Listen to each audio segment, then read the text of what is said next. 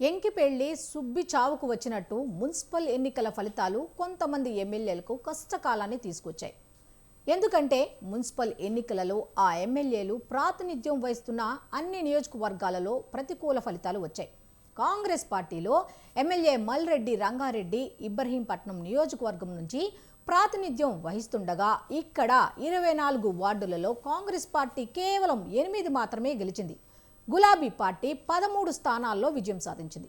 మైనంపల్లి రోహిత్ ప్రాతినిధ్యం వహిస్తున్న మెదక్ నియోజకవర్గంలో మొత్తం 32 స్థానాలు ఉంటే ఇక్కడ గులాబీ పార్టీ 15 స్థానాలు సాధించింది. కాంగ్రెస్ పార్టీ 14 స్థానాలు మాత్రమే దక్కించుకుంది. ఇక తుంగతుర్తి నియోజకవర్గంలోని తిరుమలగిరి మున్సిపాలిటీలో కాంగ్రెస్ పార్టీ 15 వార్డులకు గాను 5 మాత్రమే గెలిచింది. గులాబీ పార్టీ 10 స్థానాలు దక్కించుకుంది. ఈ నియోజకవర్గంలో మందుల సామెల్ ఎమ్మెల్యేగా ఉన్నారు. అయితే ఆదిలాబాద్ జిల్లా ఖానాపూర్ నియోజకవర్గంలో బొజ్జు పటేల్ ఎమ్మెల్యేగా ఉన్నారు. ఇక్కడ మున్సిపాలిటీలోని 12 వార్డులలో కాంగ్రెస్ పార్టీ కేవలం 4 మాత్రమే గెలిచింది. దారుణంగా 3వ స్థానంలో నిలిచింది. ఇక వర్ధన్నపేట నియోజకవర్గంలో కేఆర్ నాగరాజు ఎమ్మెల్యేగా ఉన్నారు. ఇక్కడ 12 వార్డులకు కాంగ్రెస్ పార్టీ ప్రతిపక్ష బీఆర్ఎస్ కంటే 1 స్థానాన్ని తక్కువ గెలిచింది. ఇక్కడ కాంగ్రెస్ పార్టీ కేవలం 5 స్థానాలకు మాత్రమే పరిమితమైంది.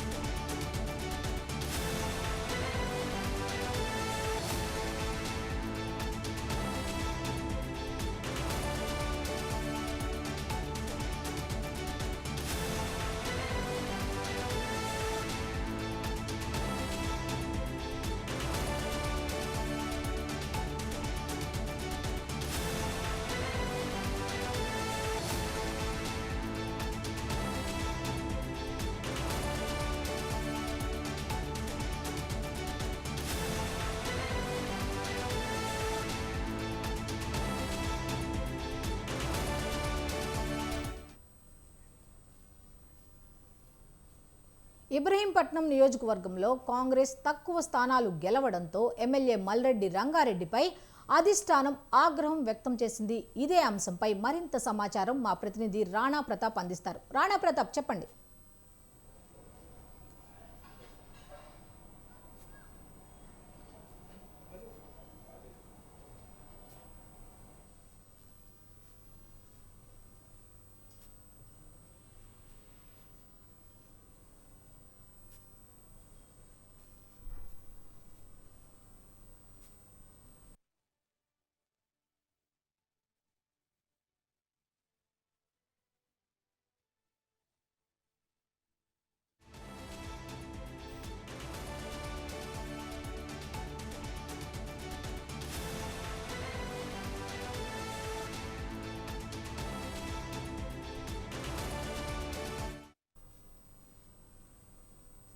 ఇబ్రహీంపట్నం నియోజకవర్గంలో కాంగ్రెస్ తక్కువ స్థానాలు గెలవడంతో ఎమ్మెల్యే మల్రెడ్డి రంగారెడ్డిపై అధిష్టానం ఆగ్రహం వ్యక్తం చేసింది.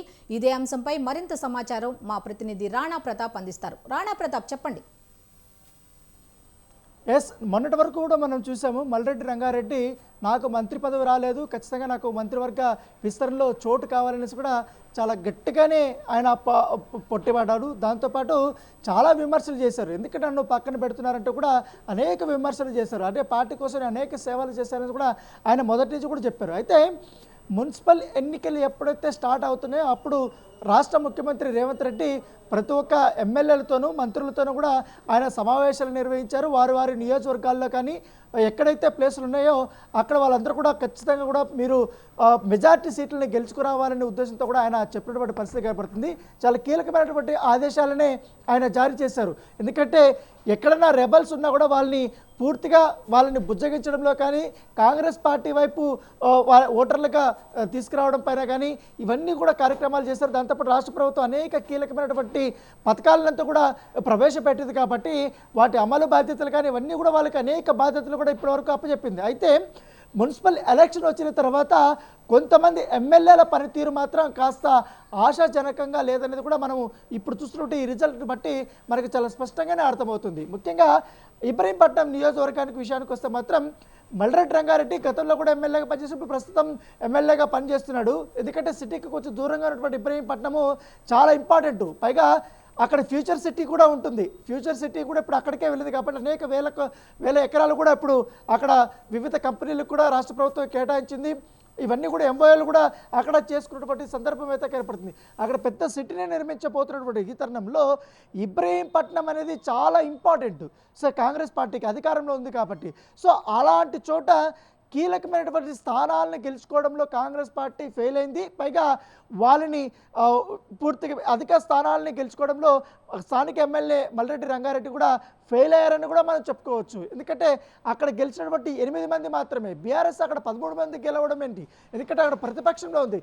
గతంలో అనేక ప్రతికూల పరిస్థితులు ఉన్నప్పటికీ కానీ కాంగ్రెస్ పార్టీ అక్కడ ఎమ్మెల్యేగా గెలిచారు. ఇప్పుడు ఇంకా స్ట్రాంగ్ అవ్వాలి యాజ్ పర్ దీని ప్రకారంగా చూస్తుంటే. కానీ అక్కడ మాత్రం కేవలం 8 మంది మాత్రమే గెలవడం పైన ఇప్పుడు మల్రెడ్డి రంగారెడ్డికి సంబంధించిన అంశంలో ఆయన రాజకీయంగా కాస్త మంత్రి పదవి ఆశించారు. ఇప్పుడు ఈ యొక్క కుదుపుతో ఆయనకి మంత్రి పదవి పెద్దగా ఆశించిన అవసరం లేదనేది కూడా చాలామంది సీనియర్లే విశ్లేషిస్తున్నటువంటి నేపథ్యం అయితే కనపడుతుంది. మరోవైపు చాలా కీలకమైనటువంటి మరొక నియోజకవర్గం మెదక్. ఎందుకంటే మైనంపల్లి రోహిత్ కానీ అలాగే మైనంపల్లి హనుమంతరావు కానీ చాలా ఛాలెంజింగ్గా తీసుకొని మెదక్ జిల్లాలో చాలా పటిష్టంగా ఉన్నటువంటి బీఆర్ఎస్ పార్టీని వారు మట్టి కనిపించారు. పద్మా దేవేందర్ రెడ్డి పైన ఏకంగా రోహిత్ గెలిచారు. సో అత్యంత ప్రతిష్టాత్మకమైనటువంటి ఈ నియోజకవర్గంలో ఖచ్చితంగా ఏ ఒక్క ఎన్నికలు జరిగినా కాంగ్రెస్ పార్టీకి అనుకూలంగా చేసుకున్నటువంటి సామర్థ్యం ఉన్నటువంటి నేతలు ఉన్నారు. అక్కడ లోకల్ క్యాడర్ కూడా అది బాగానే ఉంది. ఈ సందర్భంలో ఇప్పుడు రోహిత్కి సంబంధించిన అంశంలో వారు మనుషులు కానీ వీళ్ళందరూ కూడా బాగా నిలబెట్టారు. అక్కడ మాత్రం కేవలం కొంతమందిని మాత్రమే అతను గెలుచుకోబెట్టారు. ఎందుకంటే మొత్తం 32 స్థానాలు ఉంటే అక్కడ బీఆర్ఎస్ పార్టీకి 15 స్థానాలు సాధించింది, కాంగ్రెస్ పార్టీకి 14 స్థానాలు ఉంది. సో ఒక్క స్థానం అనేది తగ్గిందని చెప్పుకోవచ్చు. అక్కడ మళ్ళీ బీఆర్ఎస్ బాగా బలపడిందనే సంకేతాలు వారు చెప్తున్నప్పటికీ కానీ ఖచ్చితంగా కొంతవరకు రెబల్స్ బెడద వల్ల చివరి క్షణంలో కొంతమందికి సీట్లు ఇస్తారని చెప్పి కొంతమందికి సీట్లు ఇవ్వకపోవడం వల్ల ఈ ఎన్నికల్లో ప్రభావం కనపడింది అనేది కూడా రోహిత్ వర్గము వారు చెప్తున్నారు. సో రాబోయే ఎంపీటీసీ జెడ్పీటీసీ ఎన్నికల్లో ఖచ్చితంగా ఆ నియోజకవర్గం నుంచే కాకుండా జిల్లాలోనే చాలా మెరుగైనటువంటి ఫలితాలను మేము సాధించి చూపిస్తామనేసి కూడా మైనపల్లి సంబంధించిన వర్గీయులు వారు చెప్తున్నటువంటి నేపథ్యం అయితే కనపడుతుంది. మరొక కీలకమైనటువంటి అంశం ఏంటంటే తుంగతుర్తి మందుల సామ్యాలు అక్కడ ఎమ్మెల్యేగా కూడా పనిచేస్తున్నారు.